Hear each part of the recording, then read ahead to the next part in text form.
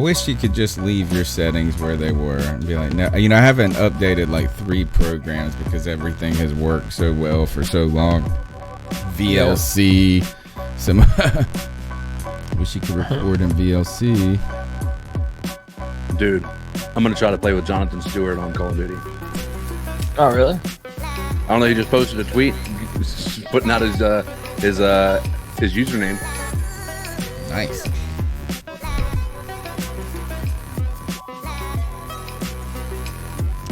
We finished second the other night. Dude, if I get Jonathan Stewart in on a game, hey, we're live, by the way. I can hear our voices on the on the video. Oh. If I get Jonathan Stewart in a game,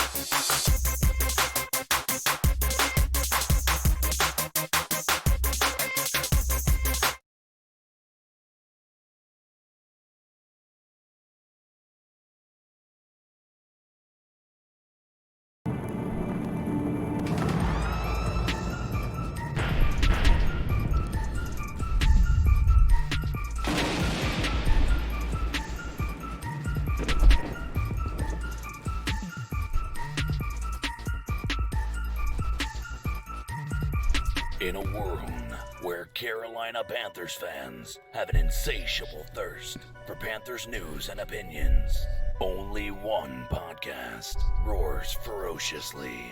It's the C3 Panthers Podcast. What's the deal, Panther fans? It's your boy, the Professor, a.k.a. Tony Dunn. We don't really have very much to talk about tonight as the C3 Panthers Podcast rolls on and football barely operates. So hopefully the audio is working. If we can get a thumbs up from the folks. I got an update on my computer, so everything is acting stupid at the moment. So thank you for your patience, and thank you for joining the show, and thank you, Cody Lashney, for coming on and talking football, video games, all types of different things. And hello, Cody, you're muted. Oh, and he's muted. That was my this time is my fault. I'm the dumbass. My goodness. But no, man, if I ever unmute myself, I'll tell you guys I'd rather be nowhere on a Tuesday night than right here with the boys. And as always, we have the most lit Panther family in the YouTube chat. Sarah Taylor, Trill One, Underground West, Susan Dean's already dropping the love bomb, a $50 donation. My God. Thank you, Miss Susan Deans. Tony Dunn. We have the most lit Panther fans. Ain't nothing to it but to do it, brother. Let's roll. Man, talk about sticking together community here. On Tuesday night, the people are here. They have spoken. Susan Dean, the mama in the house, showing her support. And tonight we'll be talking about COVID preparation. And tonight's show is titled NFL's COVID preparation is less than Teddy B's D. So we less than all things are less than Teddy B's. Anyway, we got CK in the house who's been streaming, playing video games. I've been actually playing a little Call of Duty late at night. Not to your level, but I haven't climbed in the chopper by myself yet. But I almost got there. I was finished number 2 the other night. Joe and I did. Oh man, yeah, I'm up to 40 wins so far. Holy moly! Yeah, we got 40 wins, but man, it's been a blast. But I was laughing right at the introduction because Tony, that was like the most like I'm just here because I have to be type of introduction. Like, hey, welcome Panther fans to the C3 Panthers podcast, where we I'm usually pumped. I'm usually pumped, man, but it's been so stressful for the last 30 minutes because nothing has worked like it's supposed to. And yeah, I'm just like, ugh. What's really cool, guys, is I'm trying to with the stream. So one of the guys that I stream with, he's Capitan Shred. He actually grew up 2 doors down from Tyler Larson. And he's going to try to get him to stream with us, Tyler Larson. So hopefully that's going to happen. And Jonathan Stewart just dropped his gamer tag for Call of Duty in his Twitter. And so I'm going to try to slip into his DMs, have him playing some Call of Duty with me. Who knows? Maybe it'll happen. But man, I'm trying to get this thing. It's moving, man. It's just a grind. All right. So tonight we'll be talking about if there's football or not. We'll go to the cat calls early, and that's really about it. Is right now today there was a conference call where the NFLPA met with the NFL leaders, and they discussed coming back because their rookies are supposed to report next week, and there's been a lot of players voicing their concerns over the past week or 2 weeks. So we highlighted some of that discussion in the Cam Newton video by Todd Gurley. But, the players are concerned about the lack of plan that seemingly that the NFL is seemingly like kind of dropped the ball a little bit. The guys that have had the most time to prepare, who have the simplest schedule to navigate in comparison to basketball, football, some things. Now, the size of the teams is the real problem when it comes to the NFL is that, the trainers, all of this is that these are large groups of people, and then you put 2 of those teams together. But, a lot of players have said that the NFL didn't have a plan. So today the news comes out, and we've got some updates for that. And I don't think there's any other news other than that. So let's just go ahead and start with that, guys, is if we go to – I'm going to switch over. Ooh, I got to make sure not to surprise – you guys with that and the first pick I show. The updates today, whoa. Yeah, I know, is that you got to be careful when you share your screen. That's the virtual thing, work from home thing is like my biggest fear is I'm going to share the wrong tab one day in a meeting and it's going to be like Twitter. And then have you ever, don't leave Twitter open at work. That's what I would say. Is sometimes I would just keep it open in a window, and flip back every now and then, see what's trending or something like that. Yep. And every now and then some jerk will put up porn. Oh yeah. And I know, I'm not trying to tell you how to live your life, but some of us, I followed you because you like the Carolina Panthers, not because you like to watch two midgets hang out together, whatever it is. And by the way, man, don't also retweet that shit. If you're into it, dope, bro. Keep on watching that. You do you. But come on, man. People are sitting next to their kids scrolling through Twitter, and you're posting some whore taking back shots. Come on, dude. Don't be David Newton. Don't be David Newton. And don't be Ted Cruz either. I remember when Ted Cruz got in trouble for liking porn on Twitter, it was one of his aides, bro. That's what the story is, right? I don't know. If it truly was one of his aides, I would, and I was a politician and that my underling did that, I would trot him out on every news station to admit it and apologize, say this is not, so he didn't do that. So I guess maybe you're right. The other thing is, did you see Marco Rubio put up the wrong picture of John Lewis? No. Oh gosh, that was a big deal. As the other, because the civil rights leader and Representative Lewis died this past week, and Marco Rubio put up we're gonna miss you, and he put up a different black guy from Congress in the homage tweet, pay respect today, we lost an important person, and he put somebody else's picture up. And so somebody tweeted Marco Rubio and said, "Nice knowing you, Marco Rubio," and put the guy up that plays the Hulk. Lou Ferrigno or no, the Mark, new yeah, I got you, I'm following you. So John Lewis passed away, civil rights leader and activist and politician, and gosh, poor Marco. Here are the updates though. The call came out today. This is reported by Tom Pelissero. Says no preseason games in 2020. The union still pushing for a longer ramp-up period in camp. Roster size is expected to be 80 to start camp. General agreement on voluntary and high-risk opt-out. So I wonder if that's for some coaches and things, maybe, people over 65, people with some sort of, other condition, and general agreement on stipend if games are lost. So right now there's no preseason. This seems to hurt the young guys, the back end draft picks, the guys I was thinking of. Remember we drafted that one tight end a few years ago, and everybody was like, we drafted him in the 7th. He's going to be something, and we don't know his name today. That type of player, he's going to have trouble getting a paycheck. These guys do actually make a decent amount of money just by going to camp, the undrafted free agent. So cutting the roster size down by 10 to start right away and no preseason games, the big boys are going to get paid. But other than that, what do you guys think about these updates? But tell me I'm wrong here. Doesn't that seem counterintuitive to have less people on the roster? What happens if you start getting guys that catch COVID and now you have even less people? You have less reserves. I think their thought is that it's going to reduce the risk of anybody getting it. So, but I is, for lack of a better way of saying it, I think that not having a football season is not going to happen, right? And I think all of these players doing, coming out and acting, saying the things that they're saying, they have that right to. But I honestly believe most of them probably don't care.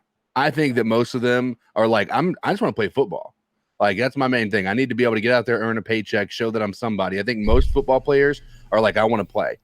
Well, they've all said that. They've all said we want to play. But then they also go, well, we want to be safe. We want to protect our families, and not bring COVID back to granny. Sometimes I'm started. And do you think they're authentic in their concern for that? That people are really worried about getting sick, or I don't think I think it'd be unfair to say they're not, just based on. Oh, Jonathan Stewart just added me as a friend. yes. Sorry, guys. We're going live to Cody playing Call of Duty with Jonathan Stewart. Oh my gosh, dude, that's funny. Anyway, sorry, I had it up just to see if he would add me. He did.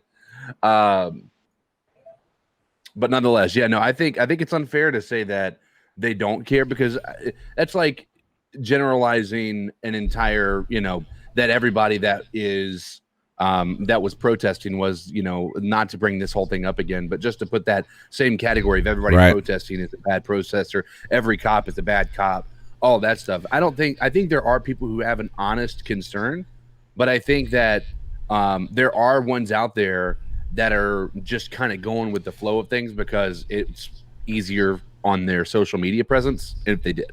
Right. I think, we tend to always just project on other people what our feelings are. So at the moment, I'm like sitting here going, I'm so tired of this mess, this and that. And I'm projecting that in a way on these multi-million, and they're looking at themselves as an investment. And I would certainly think that different players in different circumstances would be kind of rooting for different things. So if you've already signed your big payday and things like that, you get to be more cautious. If you're a young kid trying to make a name and make a squad and just, eke out some bucks for the next 2 or 3 years to get you ahead in life, I'm sure you're wanting to play, and the lack of preseason game, the roster size is going to be difficult there. The thing that's interested me too is that they're starting to talk a lot about, are they going to get enough practice time? The guys that are in contract years are probably worried about potential for injury because you're not in football shape. There's this you've had all these limitations, and we've seen that in the past. Is that a lot of people have said that these non-contact, when a guy blows out his ACL and he's just running, these non-contact injuries, the old hats have always kind of said is that, well, we used to do 2-a-days and this, and we break each other's jaws in practice and stuff. So your body was just seemingly more resilient in some ways. Yeah. And you got to wonder too, are we going to see an increase in like knee injuries and some different things like that this season? Going forward, and we've talked about those before when we've had like lockouts and stuff, but we've just been on lockdown as a society, and boy, the NFL has really blown this. Why is it this shouldn't be going smooth right now? They've had so much time. I don't know why. You almost wonder if it's leverage of some sort. I'm not going to sit here and say that there are you're not actually having people that are happy. I mean, because how they flipped out over the new CBA, and so now I wonder if this is just going to be an ability for them to kind of pull that back up and say, all right, we need to make some new adjustments because the world that we live in now is different than the world that we were in when we agreed to this. So. By the way, real quick, I read in our comment section, shout out to Susan Deans, the den mother herself. She may be having knee replacement surgery. Hate to hear that. Love you, Susan. Hope everything goes well and you have a fast recovery. But I just wanted to throw that out there. But I also do think that when it comes to all of this COVID stuff, that I agree with you, Tony. I think the NFL kind of has dropped the ball. The fact that you had players tweeting out on Twitter, we want to play, and yet at the same time voicing their concerns that, we don't know how safe we feel with this. Russell Wilson put out his wife is pregnant, and, he doesn't want to put them at risk. I don't know, man. I know that there were a few big-name basketball players that decided to not play. I'll be interested to see if we're going to see any big-name football players that decide they don't want to take the risk. But then that's a whole other thing. You receive backlash from players and, you're giving up on your team, your teammates, and this and that. I don't know, man. It's weird times.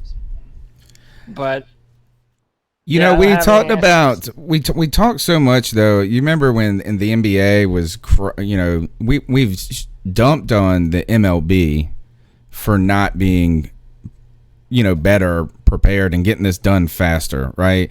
And they've quibbled over some games, and it's like they almost, and we've talked a lot about too in the past, is like how the Players Association in the MLB has, you know, got more power to kind of throttle the owners and some different things like that.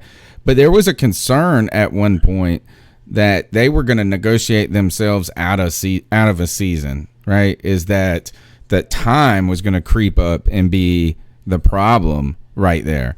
And so what the NFL has had the luxury of time in comparison to these other leagues, is that the league was not, the season wasn't going on at the point. And to me, what it almost indicates is that the NFL kind of bought into that idea that this will be over by July, right? Is that we'll be on the back end of this. We just got to play it safe and then play it cautious, and then we'll do our video draft. We'll do those different things. And then, but by the time the games come around, oh, okay, maybe we'll have to reduce capacity. They weren't thinking much on the logistics side of, at this point, like they should be and you know, the players probably don't need that much, to be honest. If you say this is, we're going to limit these activities and groups to this time and this, we're going to make sure that all the locker rooms we put that chemical in that kills whatever, that we make sure that all the balls are sanitized between whatever, all of this. If they just came out, all the jerseys were replaced, that would have created a sense, I think, with the players. But I don't think they have that part. And that's the part that the players are like, oh, what the hell? We're supposed to be walking in here and this just be working.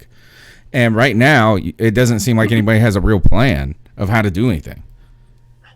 Do you think it's going to be weird watching football with no fans? I don't know. What do you think? I mean, I don't know. I've watched a bunch of UFC, and they've been able to run without any fans. But I don't know. I think that a crowd is such a part of the atmosphere of a football game. It's definitely going to be weird not having fans, I think. But I don't know. There's a part of me that's kind of excited about it too, because imagine being able to hear everything happening. You hear every tackle, you hear every audible. I mean, you hear everything. Like, it might actually be a cool experience. Like, a lot of UFC fans are digging it, the fact that you can kind of hear everything. There's like weird moments where the fighters can hear the commentators and like, yeah, listen to DC, man. Like, oh shit. So it'll be weird, but I don't know. I kind of think, especially early on, I think there's gonna kind of be a novelty to it. Like, you're watching these sports being played in a way that they have never been played before, like only in front of cameras and shit, and you have no one in the building. Like, yeah, that's gonna be a very weird thing, and I think it'll be fun at first, but I don't know. That's just me. I think it might be kind of interesting. Is that my computer? No, that was my phone. Sorry. Oh, okay. The lawnmower. Hey, Greg. What's up, Greg? Hey, you doing some manscaping over there, bro? Man, oh goodness, sorry, y'all. Did you over podcast? Huh? I was gonna say, did you over podcast? Yeah, oversleep? I usually do that. Yeah, no, I spent the day at the river and came home and passed out and set my alarm for like 8:30, and it just didn't go off for me. You could have kept sleeping. There's nothing to talk about. And I was like, oh no. Well, welcome, Greg, to the C3 Panthers podcast. Tonight's show is NFL's COVID preparation is less than Teddy B's D. And less than it is. We're about to jump into the catcalls right now. We've been just talking about some of the things about, the COVID, the lack of preparation by the NFL and some of the updates that have come out from today's call. So let's go with that. Since there was a call, the players had a call. Let's go to the calls with the catcalls and see what you guys got to say. So what are your thoughts on catcalling? Yeah, it's pretty. You shouldn't do that to somebody. And how did that make you feel? Very uncomfortable. So how do you think catcalling makes the person feel? It feels good, like. Who's that cat sitting in the back corner with his face buried in his nose?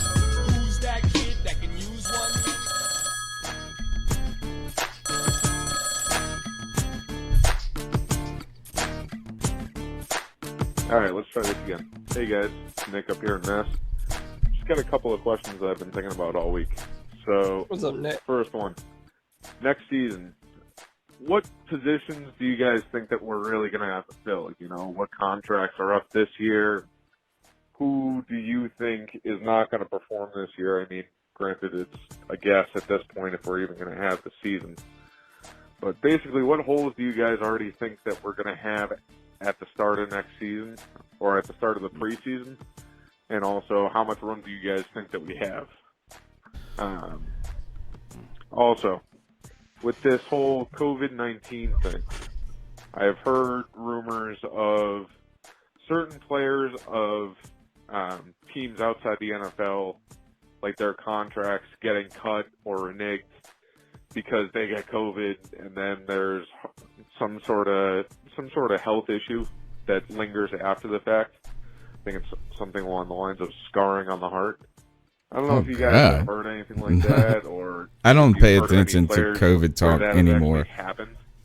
But just curious as to what you guys think. Um, Thanks again, guys. Have a good one.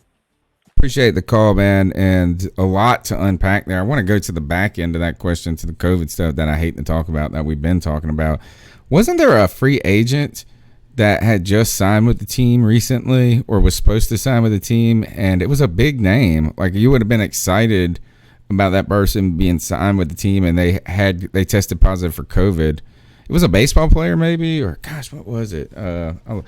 But the idea is that, you know, what happens if these young guys, the guys that are on the bubble, come in and they test positive for COVID, and you're just like, you know what, we're just going to cut you now.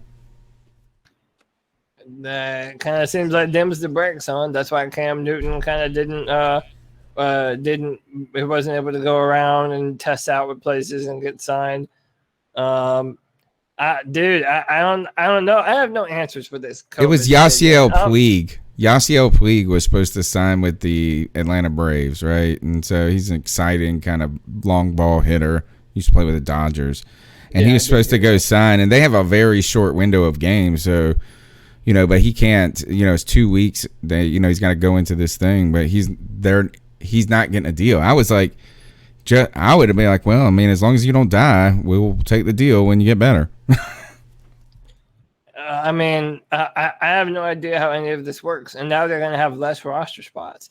So it kind of goes back to what I was saying earlier. You know, what happens if you only have, a certain number of wide receivers on the team, and then 2 of them catch COVID, and they're asymptomatic, and now you're down that many spots? Like, are we just going to be bringing in Joe Blowers from off the street like we normally do to fill that? I don't know. Yeah, what happens in the like you're saying, in the middle of the season when the roster is even smaller? Yeah. And if, what if there's an outbreak on a team? Imagine that. What if 3 or 4, you don't really, when you cut down a roster to 53 and then they only put hats on 51 or whatever it is, 48, that's why Cap never got a hat. He was always on the team, just never active. But when you have those those tighter groups, I mean, think about the tight end group. Like, what if 2 of our tight ends got sick in the same month? We have no more tight ends. Right, exactly. Yeah. We're done. Yeah, I have no answer for any of it, man. And the thing that sucks is that no one really does. Everybody's just trying to comb through what they feel is, best practices, best information. It's annoying, man. I'm so over it. I wish I could just blink my eyes and make this shit go away, but it's not. But I do think we're gonna have football. Like, I feel like there's so many people that are being too pessimistic. That there's no way this season's gonna happen, and then they cite numbers of how many more people are getting COVID or whatever, and not mentioning how many people are completely asymptomatic, how many people aren't dying now because of it. I don't know. It just seems now that the numbers are going up, so everyone's afraid, Everyone wants to stop the spread and all this shit. And like you mentioned earlier, I mean, what other sport are you around as many people as you are playing football? I mean, even when you're, think about being on the offensive line. You have guys lined up directly in front of you, guys lined up to your left and to your right.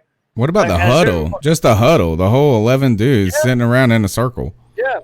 I mean, Holding that's why I was listening to Pat McAfee, and they were talking about if guys have flus or whatever, they won't even let you in the building because you're so near to other people and players when you're in team meetings and all these other, out on the practice field that it's just inevitable. They're so close to one another.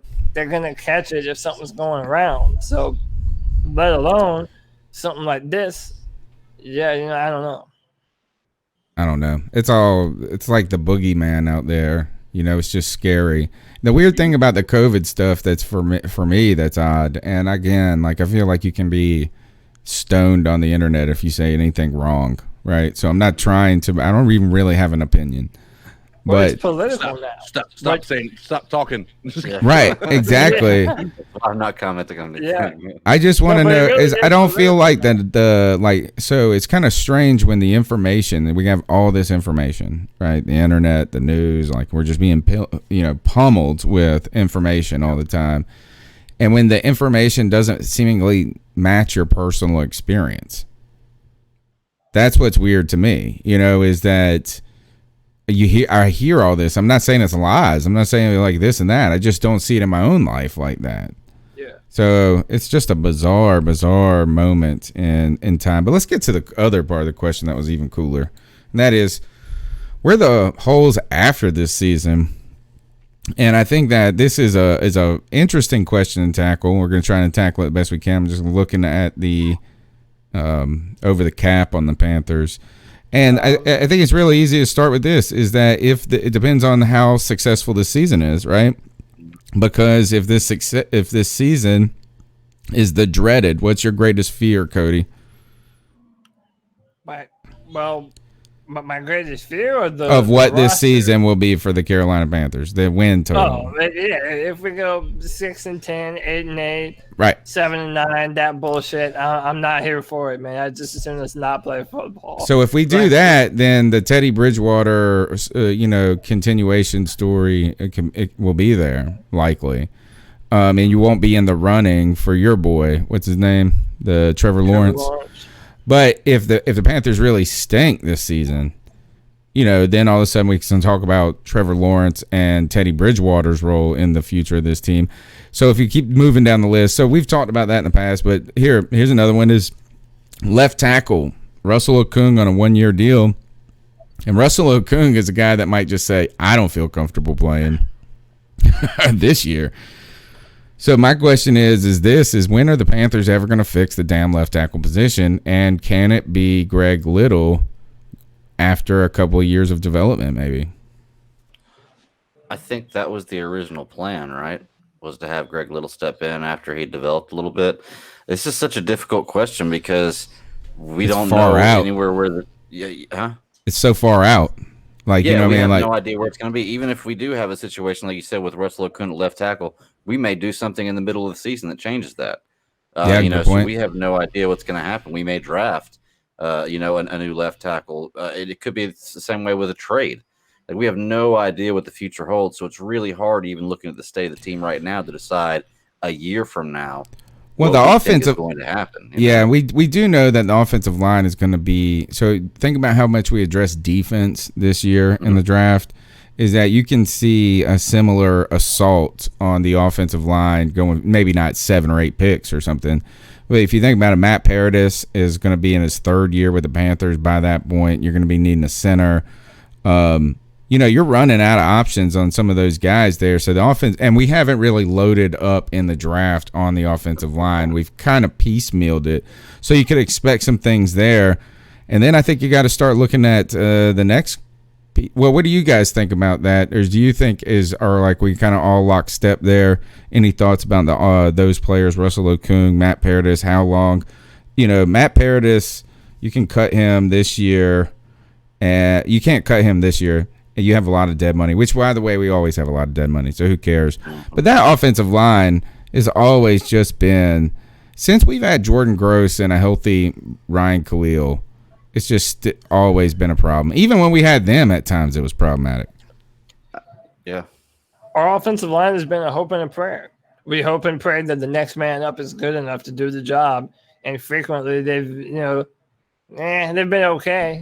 Matt Paradis was okay for a while. Dennis Daly stepped in and did his thing. He was a rookie. I don't know. I mean, that's where a lot of my hesitancy about this season comes from. It's the offensive line, and if Cam Newton couldn't hold up behind this offensive line, then I don't necessarily know that Teddy Bridgewater is going to be able to do it. Now, I think Russell Okung might be able to play himself into a contract.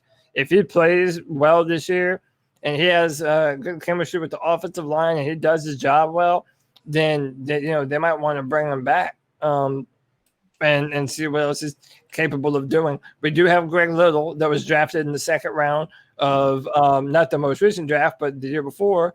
We have some young guys after and Moten. I mean, Moten has been respectable so far, and he probably still hasn't even played his best football. If he can be healthy, some of the big guys, it also depends on their development, depends on their health too, right? That Moten has been pretty available. Actually, he's been available the whole time, I think, since he's come in. If he can get 1 or 2 more healthy years in, all of a sudden you might see him being like a dominant right tackle. A lot of it comes down to health. But, that left side's going to have to be addressed. And while Little we're hopeful of it, is that you still don't have enough horses in the stables. Ultimately, you're going to have to keep retooling there. I did want to mention a comment that we had earlier on in our chat. 10 Tizzy said K1 Short needs to have a big year, or else he can see us moving on from him. Yeah, and that's a good point, man. He's been hurt, and we haven't seen a lot from him recently. Mm-hmm. And he's not played up to his contract for sure. Yeah, but you also might look at last year and say how much of a staple he was for our defense. When he left, our defensive line crumbled from the run stoppage. I hate to say this, you're not going to be able to. You're probably not going to be able to get rid of K1 Short till 2021 or 2022 without a trade. Yeah, because he's there's going to be in 2021. There's still going to be $11 million worth of dead money, so we're going to have him for another year.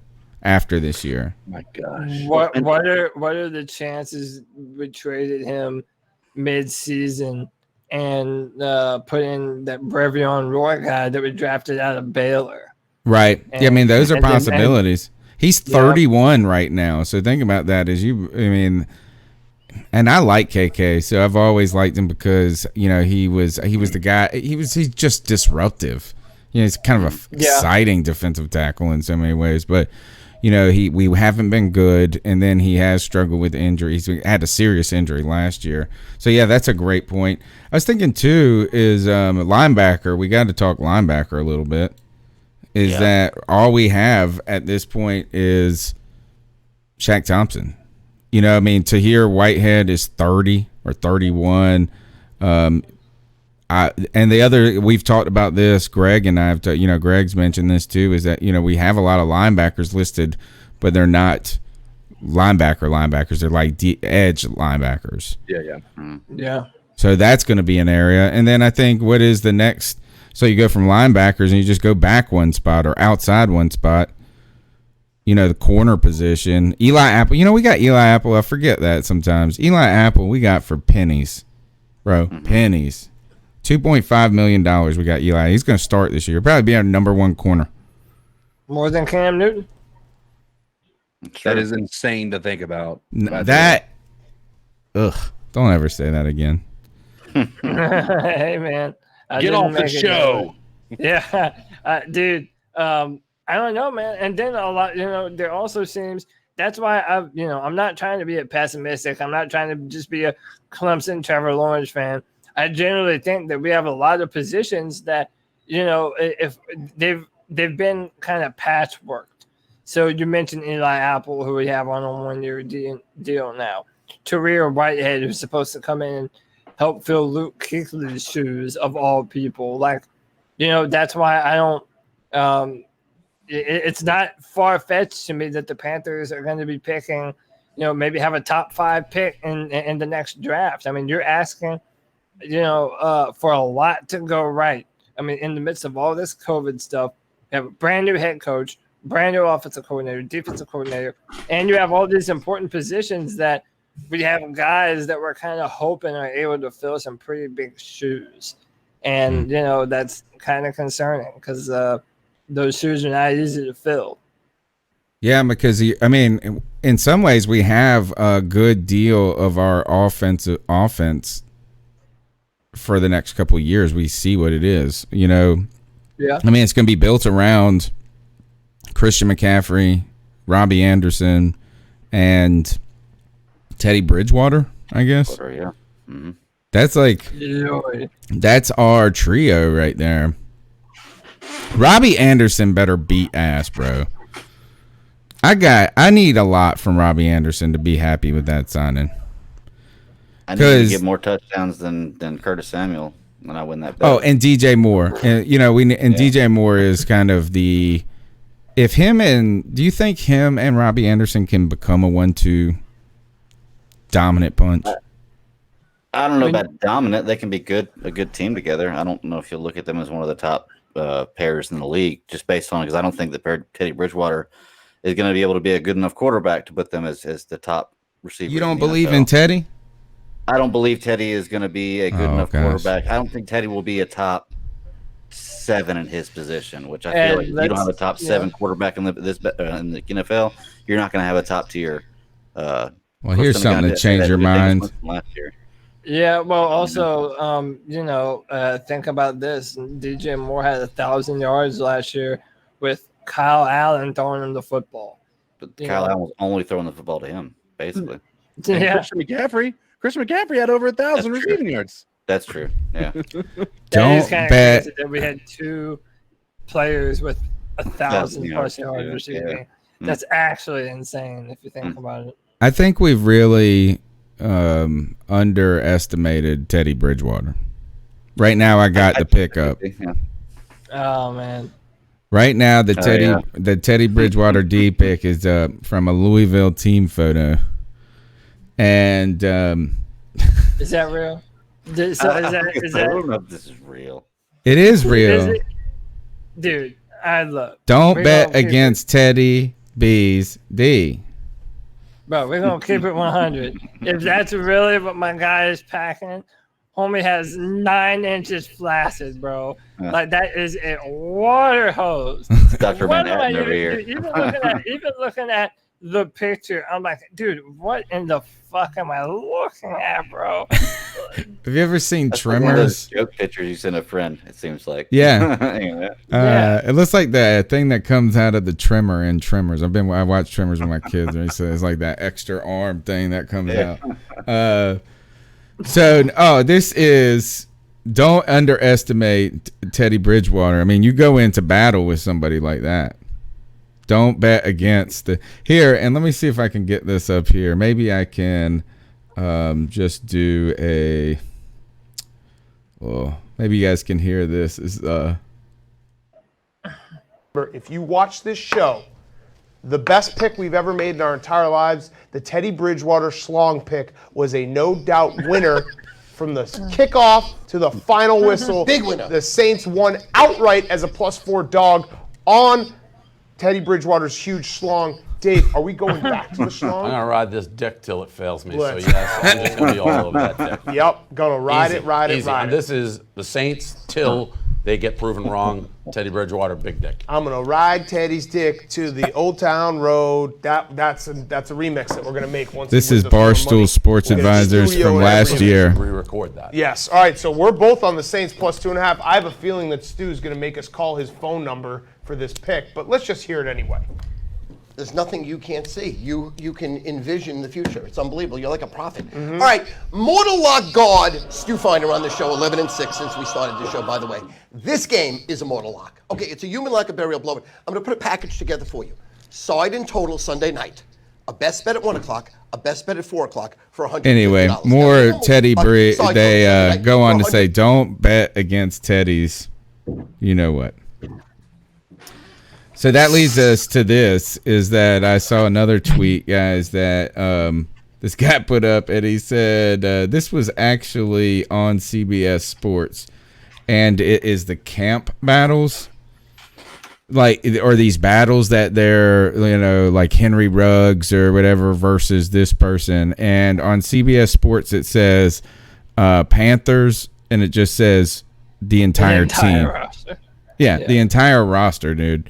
So that makes a difficult, what you were saying, Cody, is that we don't know. And then you look at this squad, you can easily see them being, you can see them being a 6 and whatever team, but you could also see them being awful. The kind of thing is we got a lot of pieces that we would be excited about sometimes, like bringing in Eli Apple on a nothing deal, Robbie Anderson finally giving us a spark in the offense, but there's no real linchpins to build around. It's like those are the best names we got. Christian McCaffrey. Right. And we just don't have a ton. And I guess we've just been so comfortable when you've had a couple of guys like Cam and Luke. We're going to need a guy on the defense that is our Luke Kuechly, essentially, that gives us faith. Is it going to be Brian Burns if he pulls down 16 sacks this year? Maybe that's the guy that we feel like we're going to build the cornerstone of our defense around. But there's so many young and unproven players, and there's no real staples on this team anymore. I think that's the problem. It's like we don't even really know this team very well. Like, we really want to this might be the year watching a preseason game would actually be worth watching. Yeah. Like, who are the leaders on our team now? Like, who are the OG vets? Trey Boston, and then it's got to be Christian McCaffrey, Trey Boston, KK Shaq Thompson, maybe. Yeah, Shaq. Thompson's been there a while, He knows the word.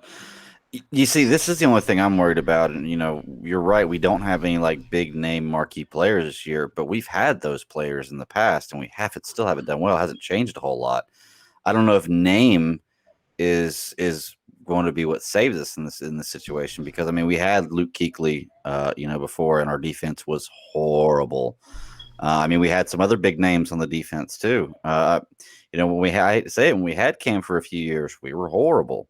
Every year we had with him wasn't amazing. So I don't know if not having big names really makes that big of a difference. And I think that maybe what the team, the ownership, and then the coaching staff looked at is, look, we've had these huge names before, and we finished 6-10. We finished 5-11. But think of it like this, Greg. It's like if you ever had an old watering hole when you were young, like in college age, and you went there, like your Cheers almost, where you knew somebody. You always went there. You knew somebody. You always knew somebody pretty well, and so you never felt like kind of an outlander in that place. But then you fast forward to when you're 35. You've had kids, this, and then all of a sudden you and your home, you go, you take you got a night out, you've had a couple or something, you go to the old watering hole, and you don't know nobody. You don't know anybody behind the bar. Yeah, you don't know anybody. And that's the kind of feeling that we have with this team. It's like, I don't even really know how to comment. Like, in some ways, there's some real offensive pieces there. And in other ways, I've never seen these guys play together.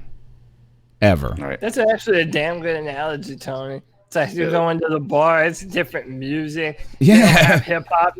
They don't have hip hop night no more. The wings taste like shit. They're not even good anymore. It really is, man. It's like it's so weird, man. Going into this season, it just doesn't feel like any other, man. We've mentioned it before, but I feel like it always bears repeating. The amount of veteran leadership that we lost over the course of one offense. Not even just veteran leadership, but guys that we're all going to pretty much consider to be all-time great Panther players. Cam Newton, Luke Kuechly, Greg Olsen. Even a guy who was here for a short period of time, like Eric Reed, who's been a part of your defense for the past few years. Like, those guys aren't easily replaceable. So that's what I'm saying. We're going to have to depend on a lot of younger guys to step up into some leadership positions, but also guys that it hasn't been their job to do so in the past, like Shaq Thompson, like K1 Short. You know, these guys are going to have to step up and step into a new role because we just don't have those. I mean, so much of the Panthers was that coveted locker room that we have, right? Everyone said that we had great culture. We had so many good things going on. But now it's like all of that is done and gone, and we're having to reinvent ourselves. And it's a whole new look, and it's a weird feeling. Yeah. You know, it'd be kind of – we have never had a lot of turnover. You know, that's one of the things for Panther fans that we're not actually very comfortable with.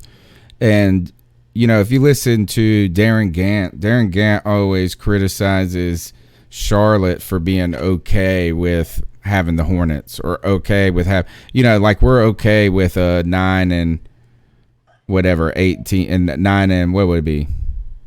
9 and 7. 9 and 7. Thank you. At the dance, basically. Right. Is that, yeah. And that's why, you know, when we always try to compare ourselves to the Steelers where, you know, we don't go through coaches. So we don't, you know, and then when we have gone through coaches, it's been some very small movements. You know, we went from John Fox to Ron Rivera, and they're very similar kind of guys, especially the way they approach the game and some different things. But we've always had, you know, I mean, we had this feeling maybe in 2011 when we had a new coaching staff and a lot of new players, but we still had Steve Smith and the running backs. We knew those names. This one is such a, and maybe we should be happy about this, Cody. You have been talking about rip the Band-Aid off, right?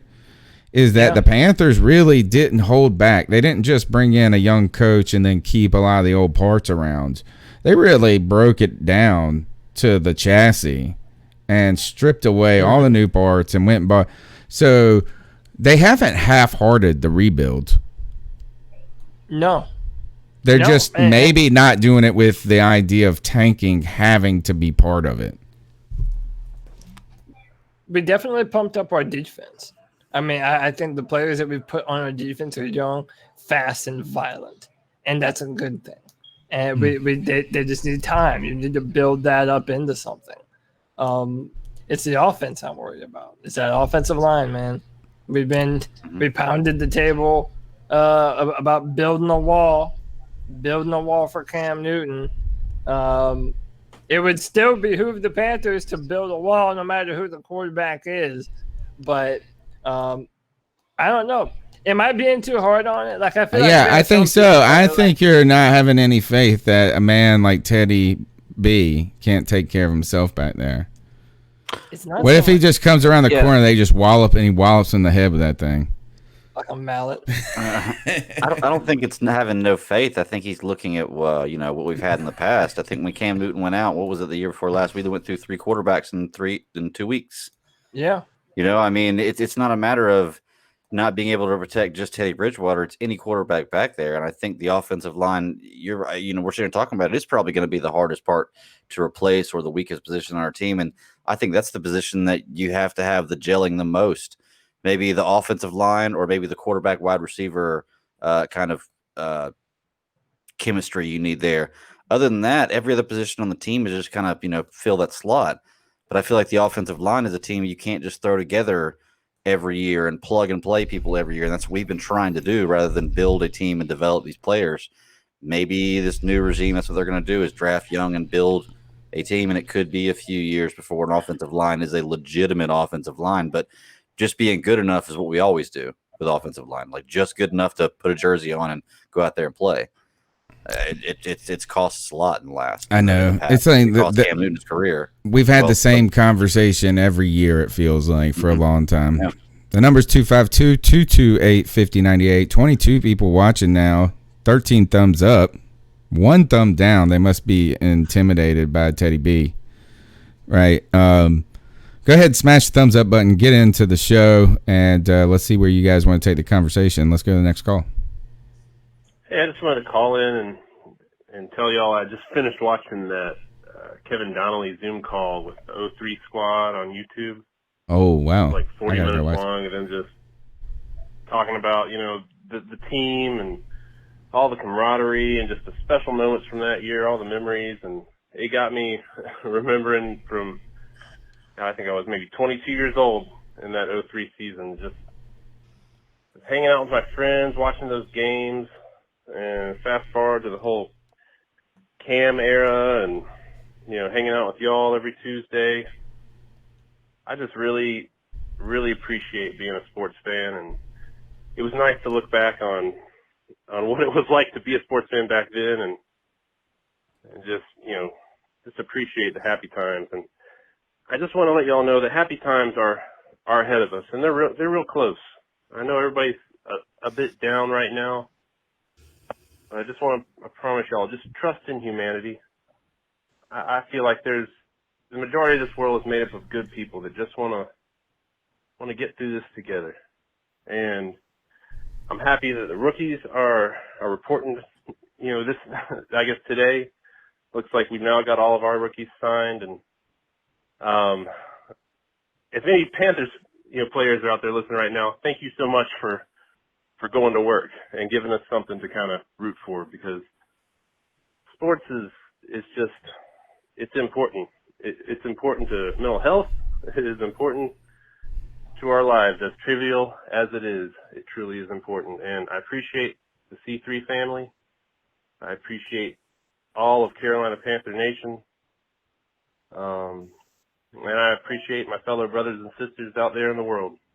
Let's just all stick together and keep pounding, and I promise y'all it's going to be okay. I love y'all. Well, we love you. Thank you for that call. And you know what? Every now and then we need that was a hug right there. That was an audio hug. Somebody, we're feeling down. My man said, keep your chin up. We're going to get through this. And I tell you, we're in a moment right now, I think. And he brings it up as how sports is important to us. Think about, as we think it's important to us, and we just do this podcast for fun, and entertainment and leisure. There's a lot of people whose jobs are built around this. Imagine what sports reporters are going through at this point, and all these different things. And we're so deep in it. And then the other kind of weird thing about it is that it's so embedded into our society. In some ways, recreational sports that we consume is somewhat of a modern phenomenon. If you think about it, is in the last century, ultimately, maybe a little bit more, century and a half, professional sports have become a thing, and it's like such an important thing to us that right now we're without a lot of it, and we're just dying for it. I think we get basketball this week or something, or baseball this week, maybe. Wasn't there a baseball game tonight? Yeah, I think baseball's this week. Hockey is coming up in about a week or two. They're real close to hockey is, I think, August 1st or something like that. Rangers, Hurricanes. Play a game today. I think today was one. I think it starts Thursday. Maybe they did have like I know the Cubs. The Cubs are going to play like on Friday. I wonder if they had an exhibition game or something today. Oh no! But do you think they're going to pump noise into the stadiums? Pump crowd noise in the stadiums with no crowd? Oh, they said this is that, so now MLS is back, right? MLS has been playing, and a friend of mine watches it. I don't watch it. And he was saying that they have they pump in audio, but they don't do it to the players, right? It's just on the TV itself. So you'll hear a crowd roaring. They don't hear the crowd roaring. Only the fans hear it. Like that, people who are watching TV hear it. And he said they do a good job with it because it gets like louder and softer in a way that seems natural. But I heard that MLB is going to be they're going to be pumping in the sounds from MLB or 2K, the video game. They're taking the audio from the EA Sports video game, and that's going to be the audio that accompanies the baseball broadcast. That sounds kind of wild to me. It sounds so dumb. Yeah, it doesn't. Listen, I feel for baseball, it's probably different than it is football. But it's like, dude, if you need to hear crowd noise, like that's why I brought it up earlier. I wanted to see everyone's opinions because it's like, dude, you're not a fan of football. If you're watching the game and you don't like it as much, it's because you don't hear the crowd cheering or you don't hear people. Like, dude, I mean, I know it's different, but at a certain point, it's like, who really gives a shit? Who isn't watching sports at a time where there isn't anything? We're so starved for sports. Are you really gonna not watch just because there aren't people there and you don't hear cheering? Like, it's dumb to me, I think. Think about what the ratings for the NFL are going to be. Higher than they've probably ever been. It's already the most watched television show in America. I mean, right, but we're dying for it. Like, we are missing it so much. It just feels like it's going to be something that gets us one step closer back to life. And so that Thursday night football, the first Monday night football game they have, is like the whole world will watch it. Yeah. It's like a Super Bowl, basically. Yeah. We're so starved for it. And, I think that them putting the noise in there for on the TV for fans is gonna give you almost a sense of normalcy. You may not be able to see the crowd, but you can't always see the crowd whenever the game's being played anyway from the television. If you can at least hear the crowd, then at least it feels normal. I know players don't act like they're going to be shook by it. Players all like to say, we practice in the court. We don't. We're going to play the best. When you man up beside somebody. So it's kind of like the fighting. Like we wondered if UFC was going to be affected because of fans, but those fighters, they're like adrenaline's pumping so high, they're fighting. Yeah. They don't give a crap. But if you think about it, in some sports, like do players get a second wind from a crowd? A crowd, like when they feel like when there's moments that they are about to give up hope in the game and the crowd is getting them back in it. Or think about a basketball player who gets hot shooting threes and the crowd's going nuts and he's like feeding off of it. So there is going to be an element that changes it. It's almost going to be like a certain personality type is going to be better in this environment. A player who is less up and down, almost like a not Cam Newton. Because Cam Newton was kind of a get hot type player, feed off the energy type player. Yeah. How is he going to create his own energy in a time when there's such a limited amount of, fan interaction? Yeah. I mean, I agree 100%. I think that it's going to affect the players more than it would the people watching, obviously, because if crowds cheering and whenever you're at the game and they ask you to slam your seats against the walls and make noise on a third down, if that stuff doesn't matter, then I'm just not going to do it when I go to a game anymore. I'm just kidding. I mean, I want to do it, but I mean, it seems pointless for us to even promote to do that if it's not going to affect anything. I mean, I think, of course, pumping up the crowd for a big third down, for a fourth down stop, for a fourth down conversion, for a huge running play, for a nice pass, like it always makes the team and the players feel better to hear that crowd. So yeah, I don't care what they say, it's going to affect you.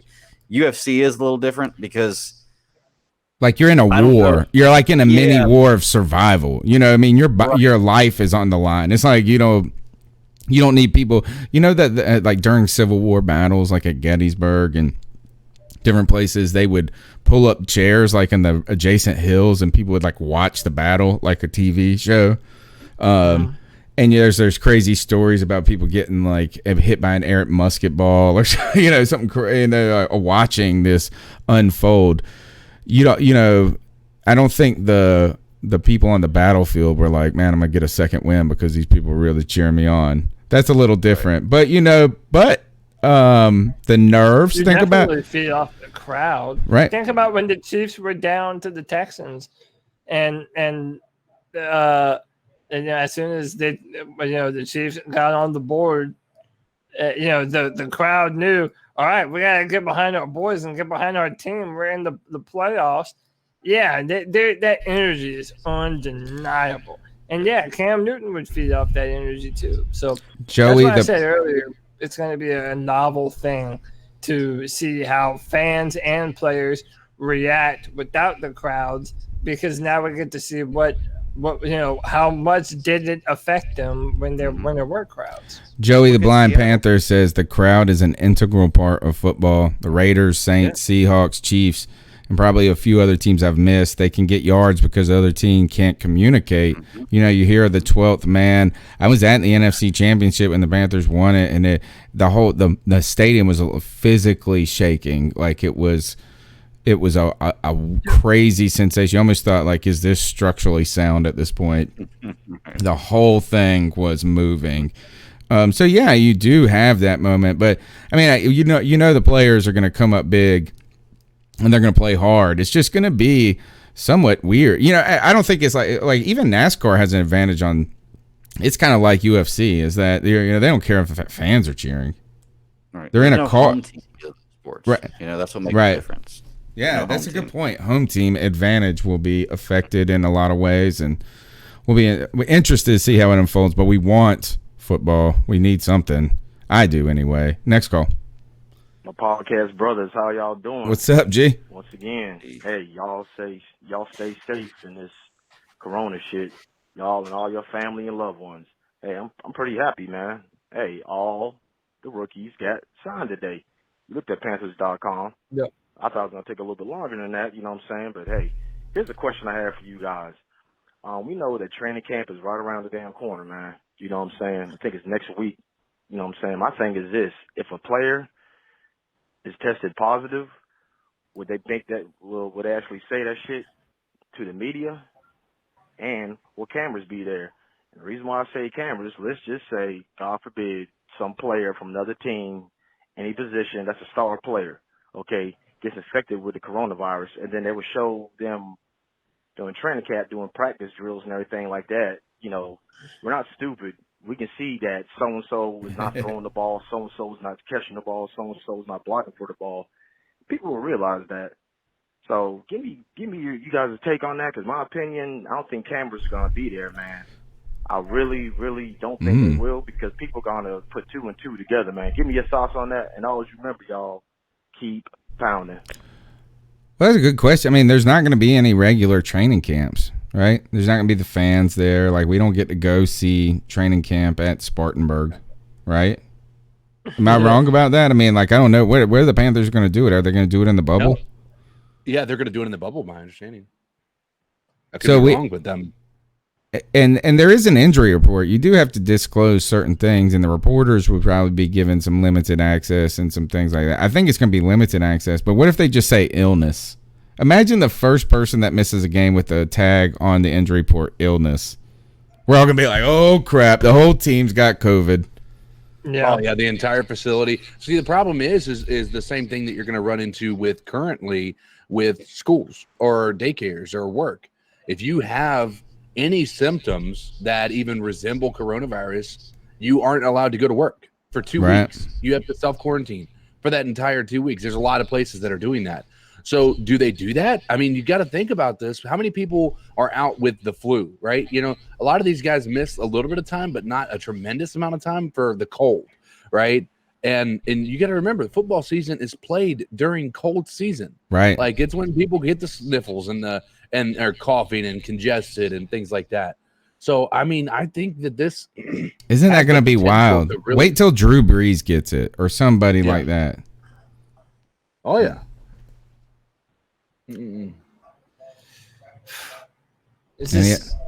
By the way, Tony, I've got to say, your voice sounds sexy now that you got your mic set the right way. Really? Does it? You can tell the difference? I feel like I feel like I'm riding your vocal cords. Like Makes Teddy. Hair stand up on the back. Nice. Well, good. I feel like I'm riding your vocal cords like a horse, like one of those bulls, like a mechanical bull. I'm just like, oh yeah, here we go. All right. Well, if it's too loud, tell me to turn it down. I hope it's not too loud. I'm trying not to yell. Is it too loud? I think. Sounds I good. mean, I think you might be able to turn down the gain or something like that a little bit, but for the most part, I think it sounds pretty good. How do you turn down the gain? Can you talk me through that one? That may be a setting on the mic, like when Cody was having a little bit of issue with his, the gain is a little bit too high. Basically, the sensitivity is a little high, but is that a USB mic? Yeah. Yeah. I can change my monitor. That's what I can do. That's it. That you might have to just go into settings for the recording and change down the microphone input a little bit, but it's not bad. It's just, am I too low? You can't tell.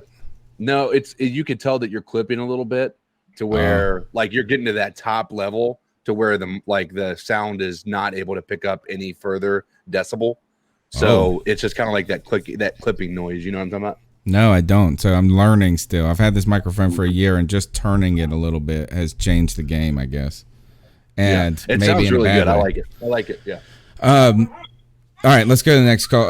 Wait until the first high. It's one thing to just have players with it, but what about when a player misses because of coronavirus in the middle in a very important game? That's going to be a wild moment. What a wild time.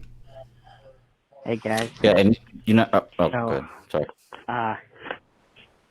My birthday's tomorrow. But What's up, Joe? that's not what this call's about.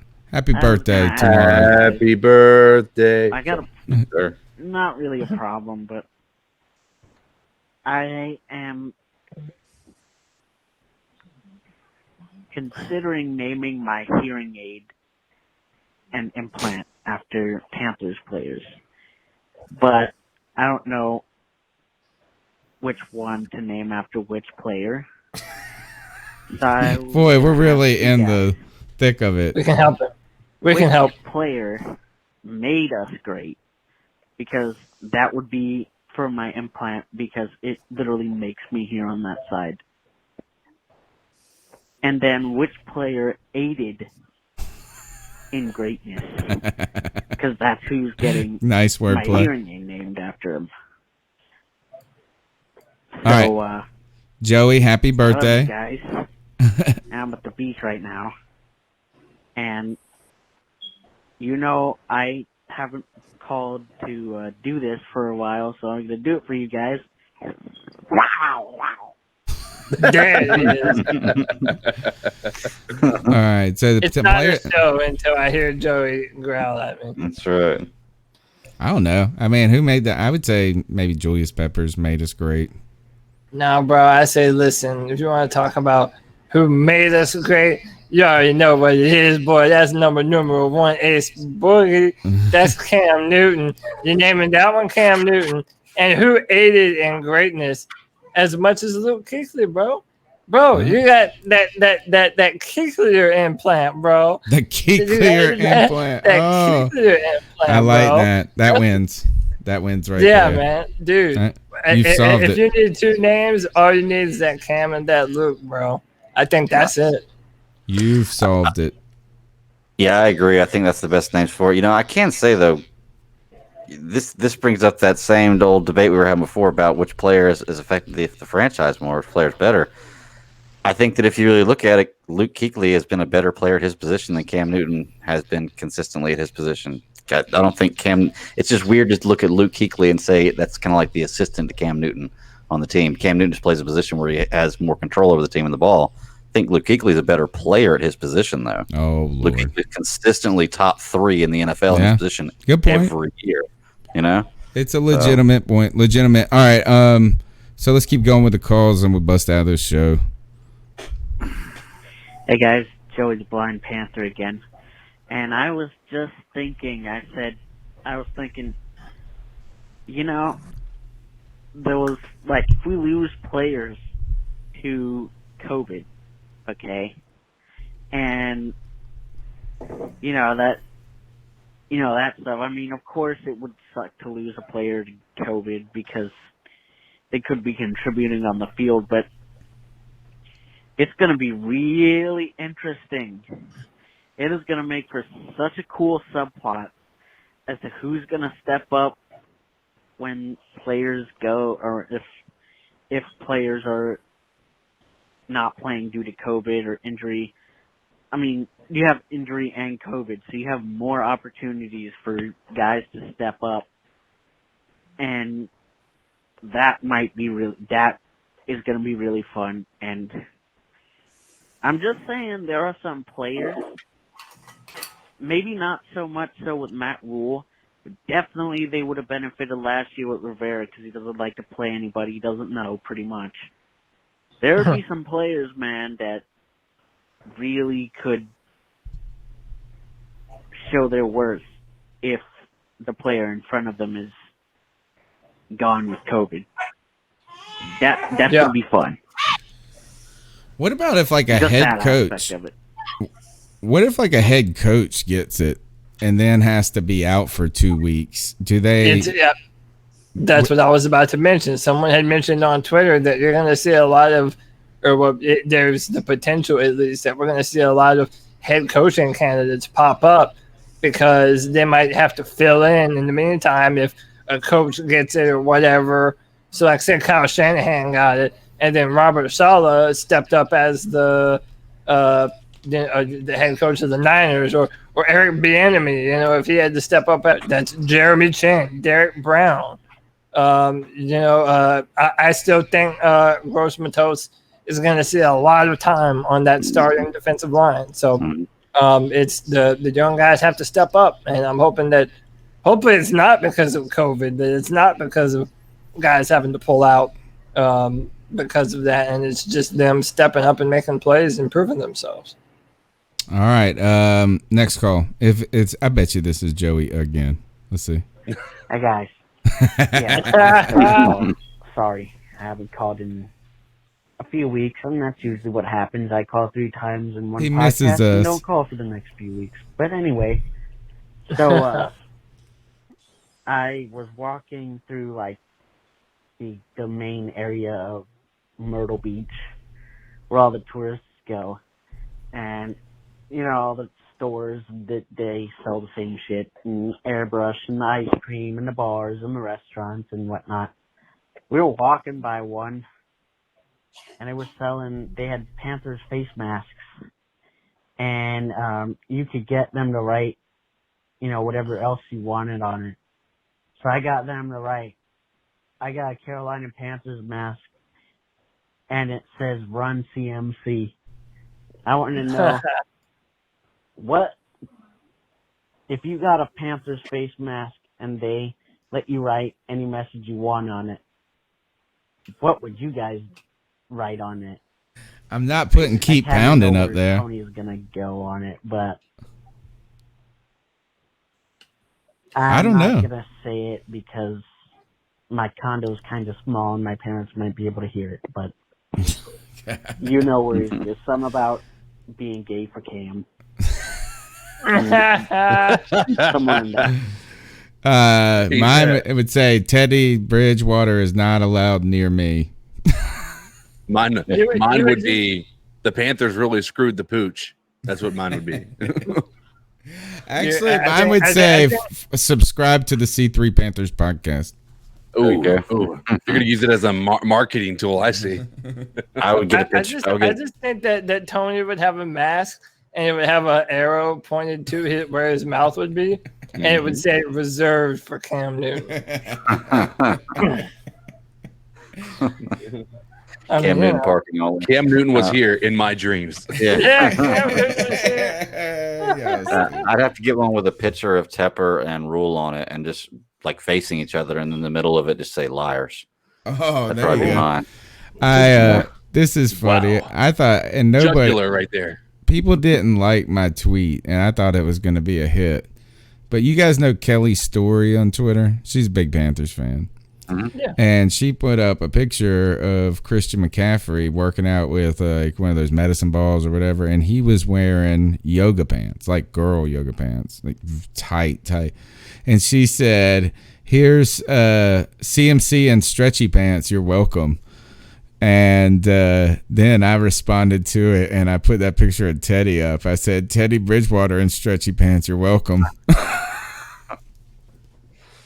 Yeah. Well, those weren't stretchy pants. That was just him stretching those pants. Yeah, exactly. Nobody found it funny but me. I laughed at my own joke pretty hard. All right, let's see. I think that's about it when it comes to Panthers talk for right now. We'll circle back next week. It's the last week of class for me. And then it's vacation week, so we're going to have to try to figure out if we're going to just push it back or make it up on a different day if you guys take the mantle. But until then, you can be a part of the show by calling into the Cat Calls line. The number is 252-228-5098. We'll play your calls each and every Tuesday night. You can follow me on Twitter at @cat_chronicles. Subscribe to the show. We're on YouTube Live. Obviously, that's where you're watching us at this point. But you might be listening later on iTunes, TuneIn, Stitcher, Spotify, wherever you get your podcast. Check out the Panthers podcast. Rate, review, tell a friend about the show. We're the longest running Panthers podcast. We're going to continue to go throughout this wild and turbulent season.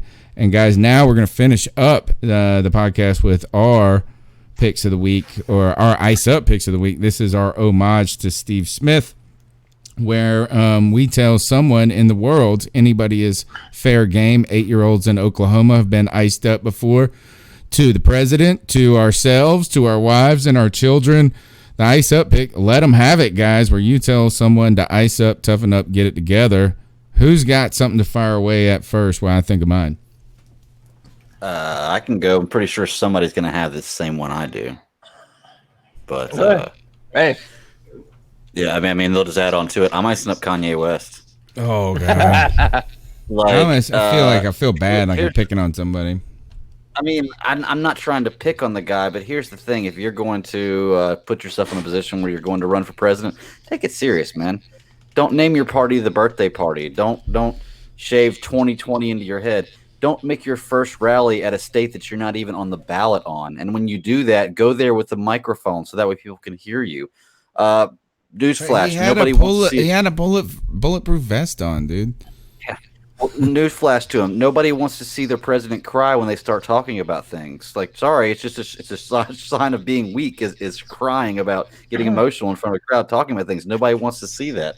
I mentioned the birthday party. Don't be realistic about it. What was the platform he's running on? Is every person who has a baby should get $1 million? What are you talking about, dude? Like, you obviously don't understand how money works. Like, how does it free weed for everybody?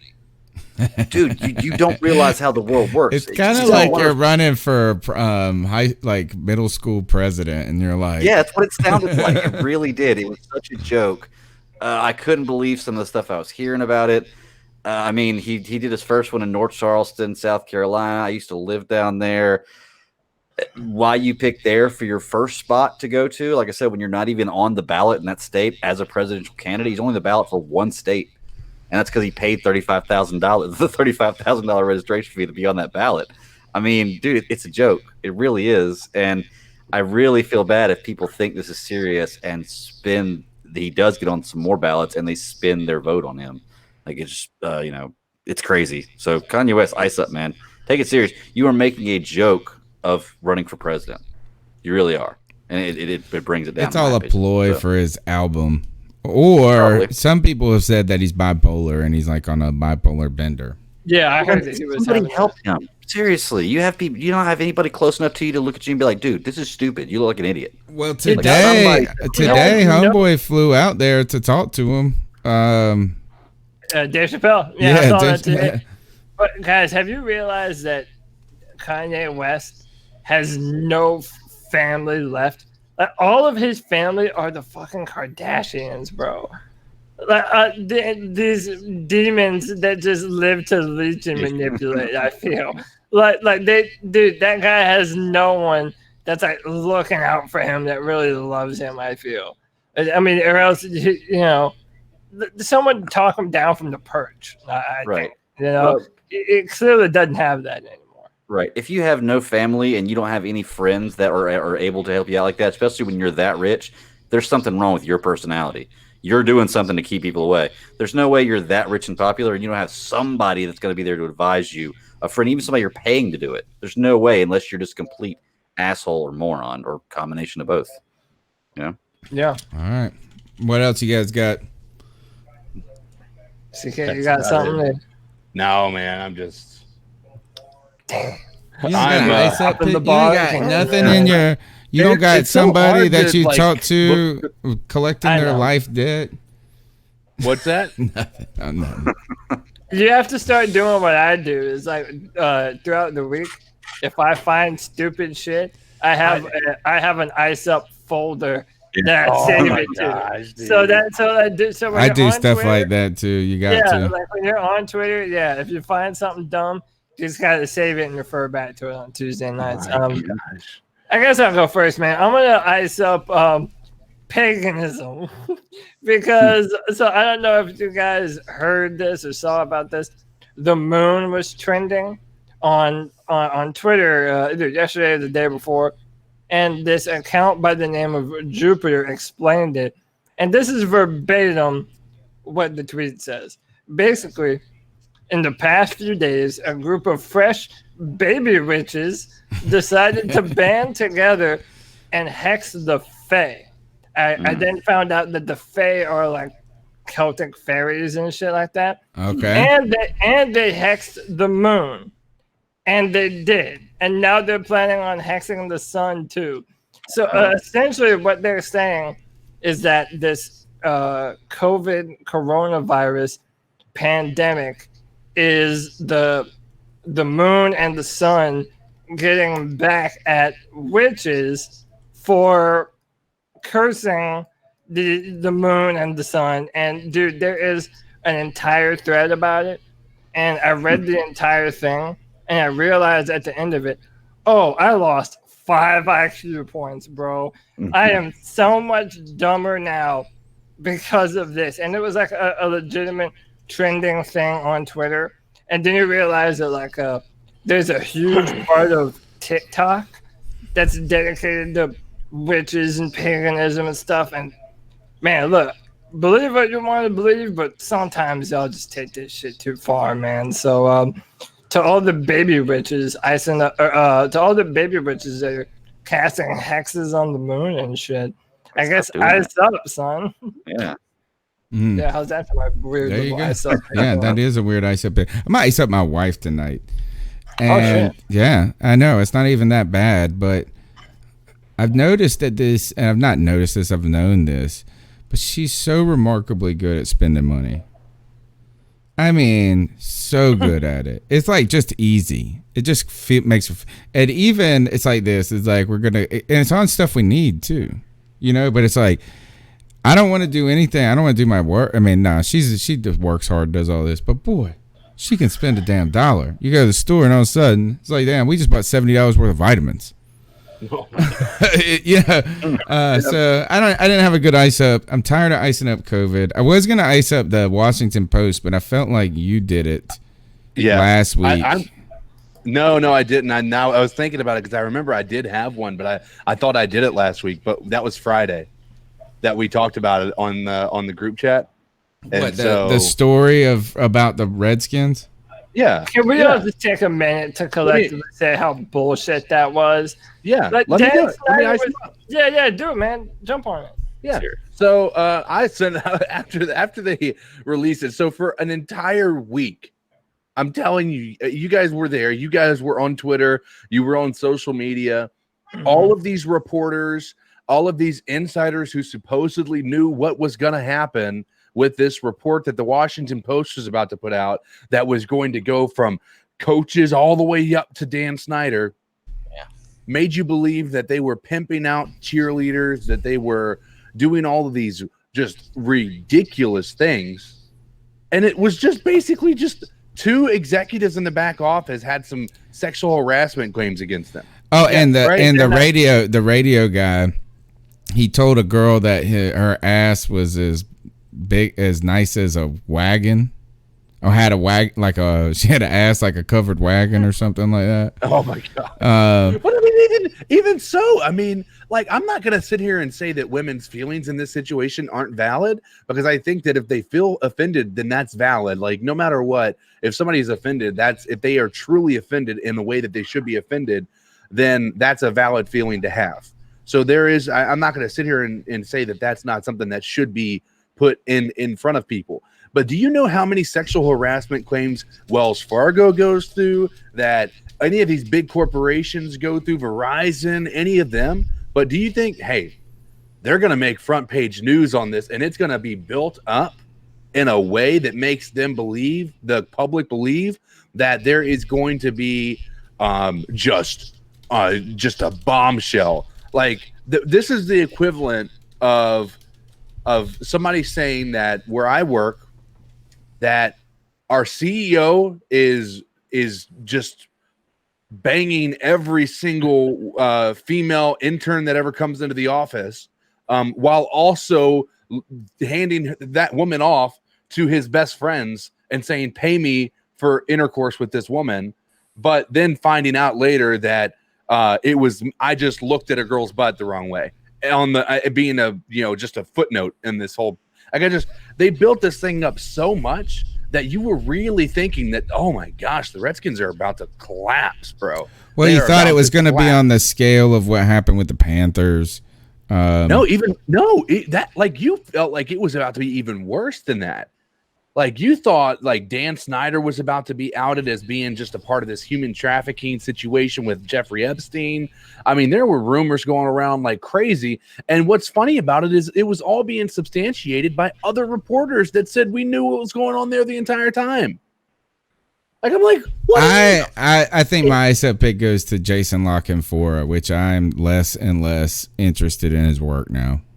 Every time I hear, he's kind of becoming he's always been terrible. Yeah. He's always been terrible. Maybe Rich Kendall will go on to the Cripple Connection and talk shit there in that chat room. Yeah, Rich, I'm your personal Jesus, bro. He's saying I look like a female Jesus and I need to do some push-ups.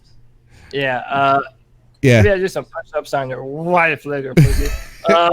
Anyway, but no, the last note on that Dan Snyder thing, like, dude, it wasn't even as bad as Jerry Richardson.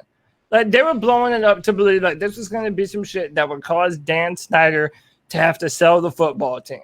And Dan Snyder was never directly implicated in anything other than, he knew about it.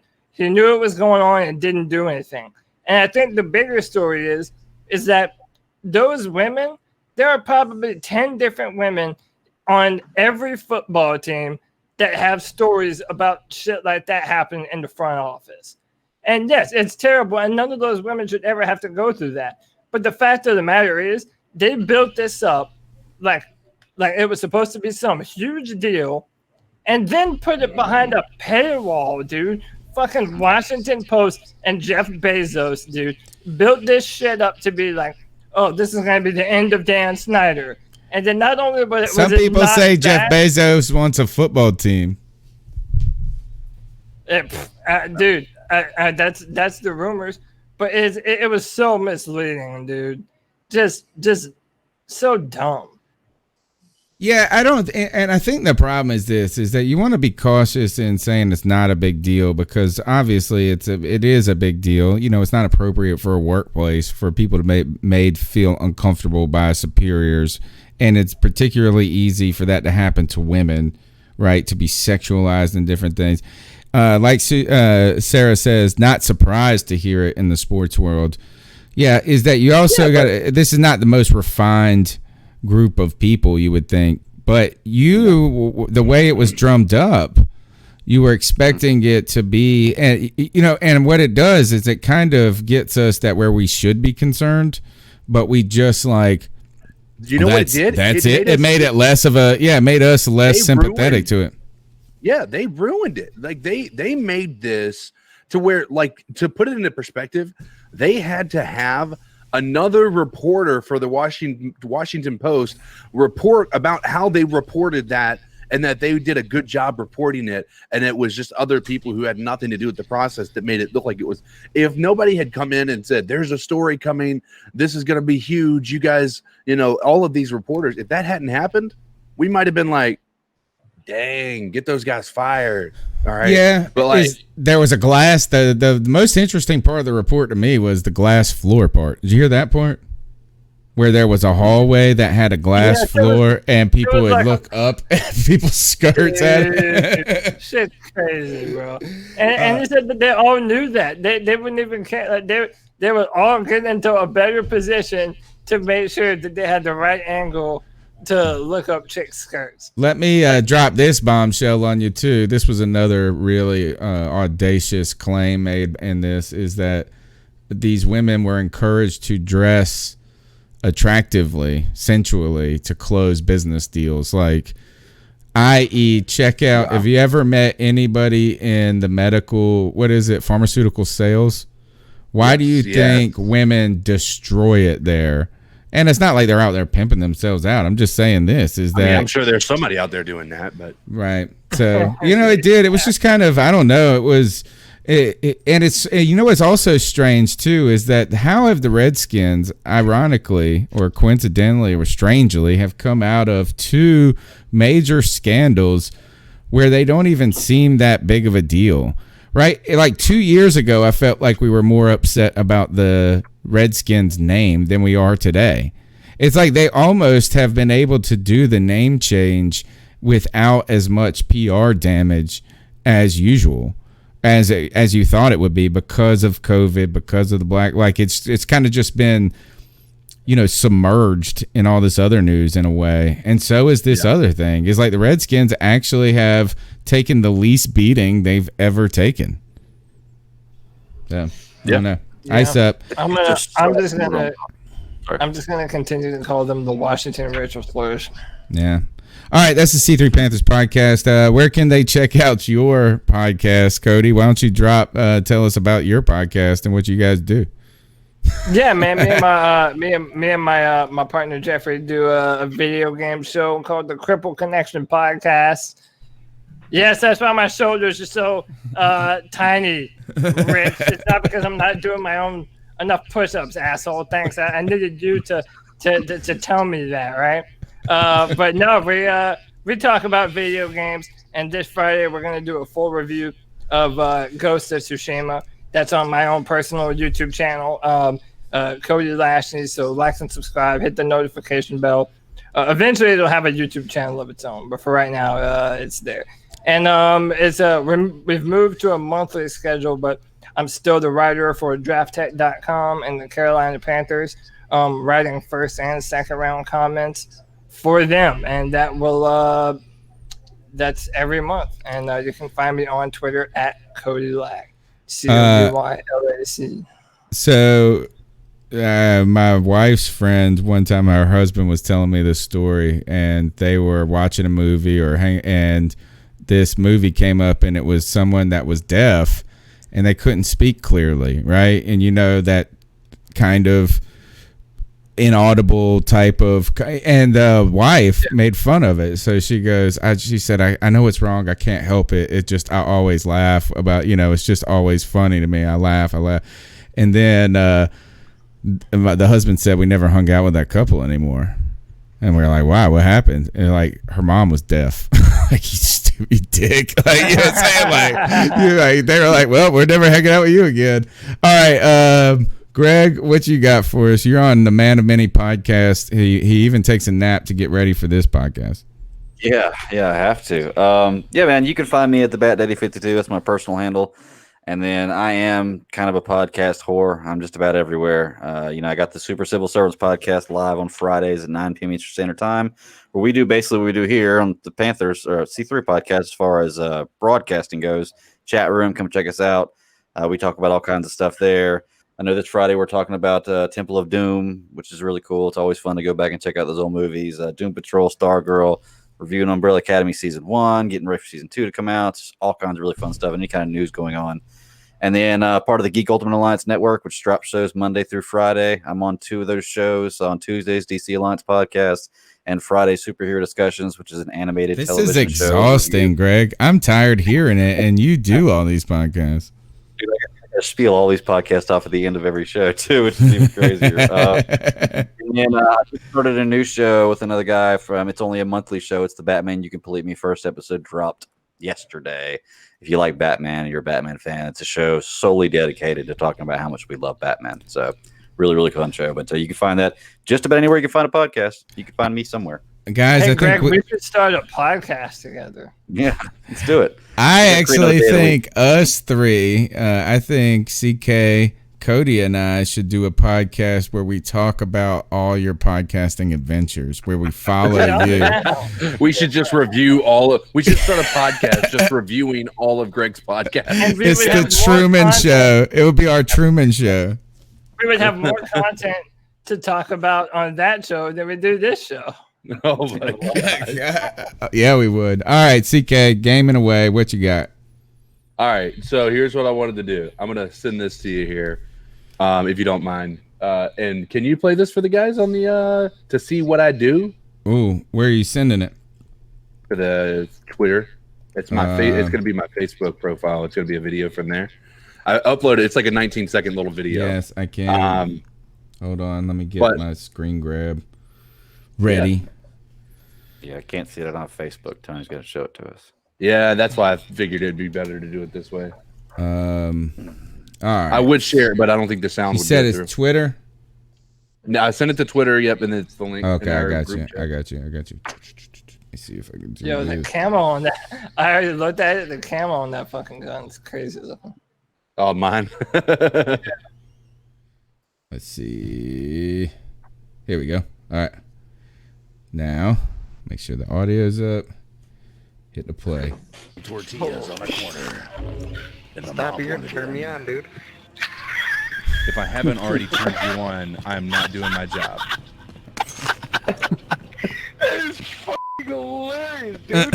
Can we be friends? He goes, can we be friends? Here, one more time so we can hear the beginning. He sold tortillas on a corner. Stop here and turn me on, dude. If I haven't already turned you on, I'm not doing my job. All right. Send us out of here with that sultry voice. In a world where we are in a news drought for the Carolina Panthers, only 4 men know how to talk for an hour and 37 minutes about nothing. We have found a way to entertain you, and you have listened. Hopefully you'll return next week when we start talking about Teddy Bridgewater and his diet, because that is the only thing that we'll be able to talk about. You need to eat a lot of pineapple, Teddy. Eat pineapple, they say. Thank you for tuning in.